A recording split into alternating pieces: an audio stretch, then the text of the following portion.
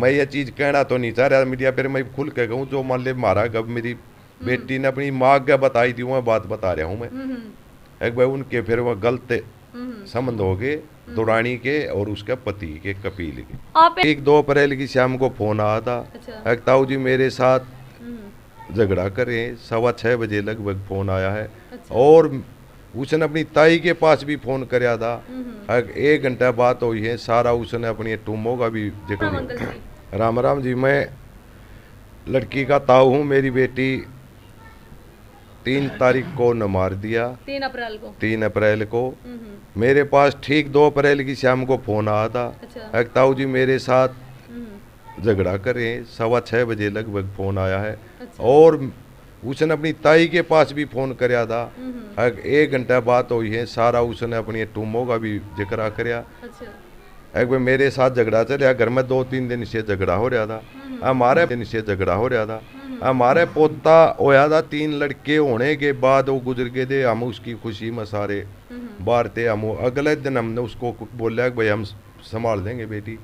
ठीक उसका मान लिया अगले दिन उन्होंने मर्डर कर दिया। और मर्डर करने का कारण एक यही है, भाई ने भी बता दिया, मेरे भी बता रहा हूँ, गहने अपनी दुरानी के चढ़वा दिए सारे। कपिल ने चढ़ा दिए। वो 2 भाई है, कपिल है बड़ा, वो छोटा दीपक। साल भर पहले शादी हुई है। ठीक है भाई, घर का हिसाब किताब देख दिए और उसने गहने सौंप दिए। लड़की मेरी ने दे दिए। ठीक थोड़े दिन पाछे उसकी सास बीमार हो जाती है। वह उसके पास मेडिकल रोते कर हुआ है। मैं ये चीज कहना तो नहीं चाह रहा मीडिया पर, मैं खुल के कहूँ जो मान ले मारा गब मेरी बेटी ने अपनी माँ के बताई थी वो बात बता रहा हूँ मैं। एक भाई उनके फिर वो गलत संबंध हो गए दुरानी के और उसके पति के कपिल के। एक बात सोचो, देखो आप भी समझदार हो, ये जनता समझदार है। कोई आदमी अपनी लगाई की है ना एक छल्ला भी किसी का नहीं दे सकता। और यहाँ तक लगभग कितना सोना रहा होगा अंकल अपना घर का? लगभग मेरे घर का सोना 8 तोले सोना। 8 तोले सोना। कोई अपनी लगाई का 8 तोले तो उरा उरा का, जो ससुराल का है वो न्यारा है।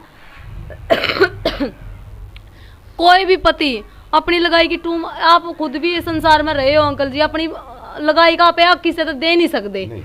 और जब उसने मांगा है तो देवरानी ने, सासू ने भी और पति ने भी समझाने के बजाय उल्टा इसी के साथ झगड़ा कर लिया। ये सारी बातें जो मृतका है उनने अपने ताऊ जी को बताई, क्योंकि पिताजी और जो माताजी है, माताजी तो कहीं बाहर थी और उसका पिताजी कहीं बिजी हो। लेकिन ताऊ का घर फोन आया है क्योंकि पिताजी ड्यूटी पे थे, माताजी बाहर गई हुई थी।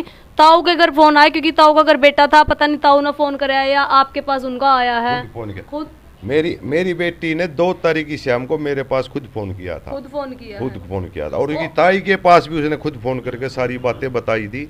ये बातें चल रही थी। ठीक हम शाम को संभाल देते तो हमारी बेटी की जान बच भी जाती।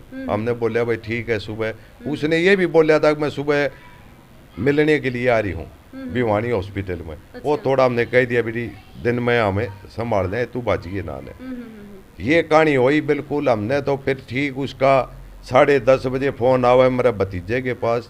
भतीजे ने फोन किया, एक भाई मान ले उसकी उठाया नहीं ने। फिर उसका फिर फोन करा, फिर उसकी बहू के पास आवा है। उसने फोन उठाया तो उसने कहा भाई वो बाहर हैं। उसने ये नहीं बताया, राजी खुशी की बात करके कर दिया। ठीक 1 बजे फोन कराया भाई के पास। उसने कहा भाई मान ले ज्योति ने सुसाइड कर लिया है, जहर खा लिया है। जहर खाने की बात कह करके उसने कहा है एक भाई मैं इसको मेडिकल ले जाऊँ के घर। ये भाई ने कहा भाई घरे बिलाजी साल आगे कमे हो भी लियो कदे, उसका शरीर पूरा हो लिया हो। फिर उसने खुद मेरे पास फोन कराया है, एक ताऊ जी ज्योति ने सुसाइड कर लिया है। 1:10-12 पर मेरे पास फोन आवा है। मैंने उसको बोला कोई बात को नहीं, मान लग रहा हूँ। मैं फटाफट जाने की तैयारी करी है। मैं वहाँ पहुँचा भैया ने लिए कने। तो मैंने देखा था वह ठीक फर्श को ऊपर नीचे लेटी मिली मैंने। उसने कहा भाई मैं तो घर पे नहीं था, मैं बाहर खेत में बिरसम लेने जा रहा था पशुओं के लिए। मैं तो आया, मैंने यहाँ पे पड़ी पाई है। मैंने नहीं पता कैसे मरी है। अच्छा, पहले तो वो कह रहा था कि जहर खाया है। हाँ। और फिर करे वो फर्श पर पड़ी पाई है। फर्श पर पड़ी पाई है। उसने कहा कि भाई फांसी खा ली आप लाई है। फांसी किसने तारीख आप टूट के पड़ी है, कहाँ खाई है, रस्सा है, उसने हमारे को कुछ नहीं ने। हमने देखा भाई, हमने बहुत कोशिश करी। मैंने फिर उसके परिवार के आदमी बुला के उनसे भी कहा भाई तुम पेटा भरो मेरा, तुम दाग की तो तैयारी करो। उनने पूरी दाग देने के लिए तैयारी कर रखी थी। थोड़ा सा रोकूंगी अंकल जी। देखो एक खास बात हो है, आपने भी तजुर्बा उम्र देखी है, फांसी वाला का नहीं करा लैटरिंग है चाहे वॉशरूम है आँख बहरा हुआ है, ये ओ है नॉर्मल से क्योंकि दम नहीं टूटता, तो ऐसा कुछ था नहीं। उसकी कोई उसकी आंख नहीं निकल रही थी, कोई उसकी जीभ नहीं निकल रही थी, बिल्कुल मुंह बंद था जैसे बढ़िया उसी तरीके से।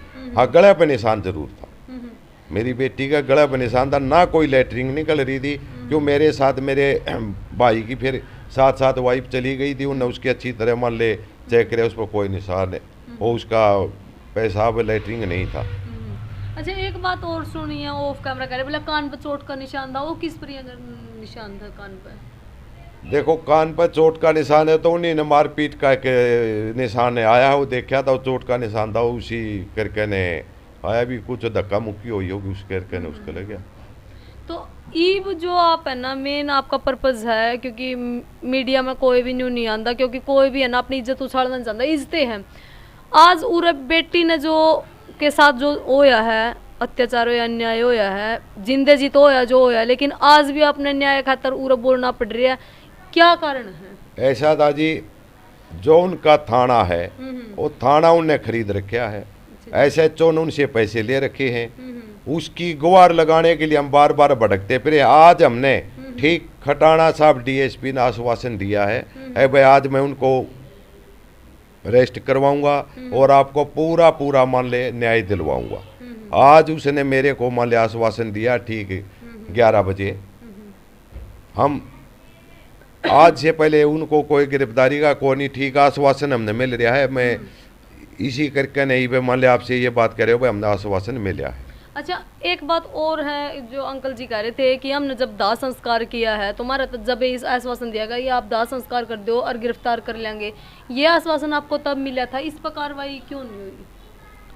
क्या ये ऐसा आश्वासन था कुछ? आश्वासन दे रहे थे एक बैग मान ले आप दाह संस्कार करो, इसका हम इन अरेस्ट कर लेंगे। SHO ने भी दिया, डीएसपी साहब ने भी दिया, पहले कुंडू साहब डीएसपी ने दिया, उन्हें फिर ऐसा कोई नहीं किया। इस करके फिर हमने मान ले बात करना पड़ा, अपने घर बैठे भाई जी साहब ही था उसका कहना पड़ रहा है। ठीक आज फिर दोबारा हमको आश्वासन फिर मिला।